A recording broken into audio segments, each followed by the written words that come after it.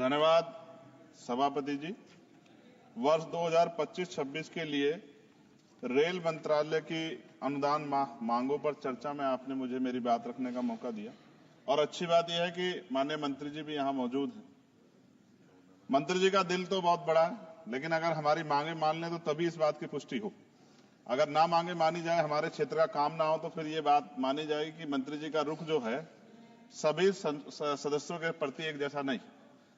तो मैं अपने क्षेत्र से शुरू करूंगा sir. Dhampur sugar mill crossing पर ओवरब्रिज का निर्माण मैंने पिछली बार भी मांग उठाई, लेकिन सर अभी तक कुछ नहीं हुआ। लोग परेशान होते हैं, डिजिटल युग है, कई कई घंटे खड़े होना पड़ता है। जलालाबाद क्रॉसिंग ओवरब्रिज के नीचे अंडरपास के निर्माण की बात मैंने पिछली बार भी उठाई, कुछ नहीं हुआ। नजीबाद रेलवे स्टेशन पर बेगमपुरा एक्सप्रेस ट्रेन संख्या 12238 का ठहराव सुनिश्चित किया जाए, इस पे भी कोई काम नहीं हुआ। साथ साथ सर नजीबाबाद माल गोदाम पर ओवरब्रिज का निर्माण कराया जाए और उसको प्लेटफार्म को बढ़ाया जाए, क्योंकि वो मैंने पिछली बार बताया था कि महिलाओं को प्लेटफार्म से पिछली तरफ जब ट्रेन रुकते उतरना पड़ता है, वो सुरक्षित एरिया नहीं है। उसके साथ साथ नगीना बाईपास बिजनौर फाटक पर ओवरब्रिज का निर्माण कराया जाए। धामपुर जेतरा क्रॉसिंग पर ओवरब्रिज का निर्माण कराया जाए। शेहरा से नूरपुर क्रॉसिंग पर ओवरब्रिज का निर्माण कराया जाए। हम देखिए बुलेट ट्रेन, वंदे भारत और बहुत आगे निकल चुके हैं, लेकिन अभी भी इतनी, मैंने आपको बताया कि मेरे लोकसभा क्षेत्र में इतनी जगह पर ये क्रॉसिंग जो है वो पुराने बने हुए हैं। उनकी वजह से जो है ना अंडरपास है ना ओवरब्रिज है, जिसकी वजह से काफी देर लोगों का समय नष्ट होता है। समय एक ऐसी चीज है दोबारा नहीं आता। सहसपुर रेलवे स्टेशन जगह है मेवा नवादा पर देहरादून एक्सप्रेस ट्रेन संख्या 14113 का ठहराव सुनिश्चित किया जाए, क्योंकि वहां से बहुत सारे लोग जो हैं वो यात्रा करते हैं। सहसपुर रेलवे स्टेशन पर सफदरजंग एक्सप्रेस ट्रेन संख्या 14114 का ठहराव सुनिश्चित किया जाए। नजीबाबाद से मुंबई के लिए ट्रेन, मैंने पिछली बार भी सर ये मांग की थी आपके सामने। साथ साथ सर रेलवे स्टेशन जो है हमारे क्षेत्र के, उनकी हालत बड़ी खराब है। एक दो पे आपने काम कराया, मगर मेरी मांग ये है कि सभी रेलवे स्टेशन कायाकल्प कराए जाए, उनमें उनका जो है जीर्णोद्धार हो, कि सुंदरता वो सुंदर लगे देख के। दूसरा, रेलवे में सुरक्षा व्यवस्था, कई घटनाएं हमने देखी जहां सुरक्षा व्यवस्था पे बड़े सवाल खड़े हुए। और एक तो हमारे लोकसभा के मेंबर ही थे राजस्थान के, उन्हीं का फोन वगैरह चोरी हो गया था अभी बाड़मेर वालों का। तो मैं इसलिए आपसे कह रहा हूं कि सुरक्षा सुनिश्चित हो, क्योंकि कई बार महिलाएं अकेली भी उसमें ट्रेवल करती हैं और बहुत सारी महिला जो है एमपी हमारे यहाँ पे भी ये चीजें आती हैं, इसका ध्यान रखा जाए। एक सर बहुत इंपॉर्टेंट डिमांड है मंत्री जी, मैंने आपको पत्र भी लिखा है।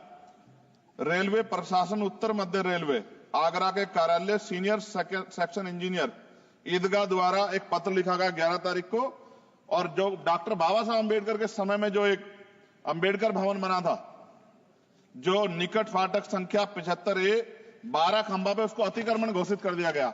ये क्या मैं ये मानूं कि ये सरकार का डॉक्टर बाबा साहब अम्बेडकर के प्रति सम्मान है, प्रेम है, कि बाबा साहब अम्बेडकर के नाम पे बने भवन को अतिक्रमण घोषित करो, कह दिया 15 दिन में हटा दो।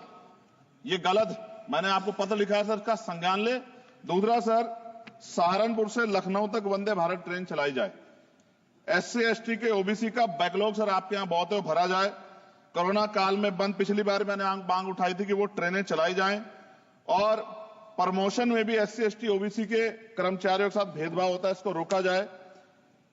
मैंने पिछली बार लोको पायलटों की मांग उठाई थी कि उनको जो है 2 रात को 2 दिन ड्यूटी करने के बाद फिर ड्यूटी कराई जाती है, और वो लोग जो है फिर कई घटनाएं ऐसी घटती हैं कि एक नींद की झपकी लगी और एक्सीडेंट हो गया, और सारा दोष आपकी तरफ आता है।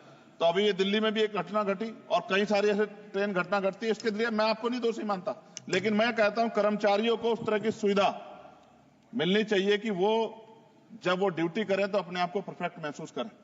लेकिन अगर ये इस पे ध्यान नहीं दिया गया तो किसी दिन कोई बहुत बड़ी घटना घटेगी, तो लोगों के जीवन की कीमत होनी चाहिए।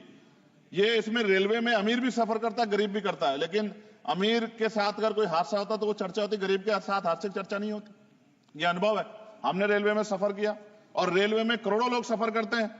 कई बार मैंने जो है ऐसी परिस्थितियों में सफर किया जब बहुत पुराने समय में, लेकिन मैं धन्यवाद करूंगा रेलवे का कि रेलवे ने हमेशा जो है अपनी जिम्मेदारियों को समझा, चाहे सरकार किसी की भी रही हो। लेकिन मंत्री जी, आपकी कोशिशों की मैं सराहना करता हूं, लेकिन आप ये देखिए पर्याप्त नहीं है कोशिशें। जब बदलाव नहीं हो रहा, लोगों को सुविधा नहीं मिल रही है, उस तरह की चीजें नहीं आ रही है, तो ये पर्याप्त नहीं है। मैं सभापति जी खत्म करूंगा। एक आउटसोर्सिंग रेलवे में बहुत हो रही है सर, और आउटसोर्सिंग की वजह से SC ST OBC और अब EVS EWS के बच्चों को जो है आरक्षण का लाभ नहीं मिलता। आप चेक करा लो, करोड़ों लाखों नौकरियां होंगी उस पे, ठेकेदारी पे, आउटसोर्सिंग पे। और जब सरकार कहती है सबका साथ सबका विकास, तो आप मेरा ये सवाल है कि जब इन लाखों नौकरियों में रिजर्वेशन का पालन नहीं हो रहा, जबकि DOPT गाइडलाइन है, तो फिर मैं क्यों ना मानूं कि सरकार नहीं चाहती कि SC ST OBC और EWS जो हैं, जो सामान्य जाति गरीब बच्चे, उनको जो आरक्षण के लाभ से वंचित करने का काम सरकार कर रही है। ये क्या सही है? तो मंत्री जी, मैं उम्मीद करूंगा कि जब आप अपनी बात रखेंगे और जवाब देंगे, तो आप इन सवालों का भी जवाब देंगे कि इन क्षेत्रों में हमारे सर सभापति जी, मेरे क्षेत्र के लोग भी टैक्स देते हैं ना, हमारे भी हक बैठता कि सरकार के लोगों का काम होगा, सिर्फ हमारे लोगों का काम नहीं होगा जहां से हम जीत के आए। अगर उन क्षेत्रों में काम नहीं होगा तो फिर ये क्यों ना कहा जाए कि सरकार जो है भेदभाव कर रही। इसलिए मैं माननीय मंत्री से मांग करूंगा, एक मांग इन्होंने मेरी पूरी भी की थी पिछली बार, जब बेगमपुरा ट्रेन में सफाई की व्यवस्था करा के इन्होंने दी थी, मैं इसके लिए धन्यवाद करता हूं। जी समाप्त कीजिए आप। जी समाप्त कर रहा हूं।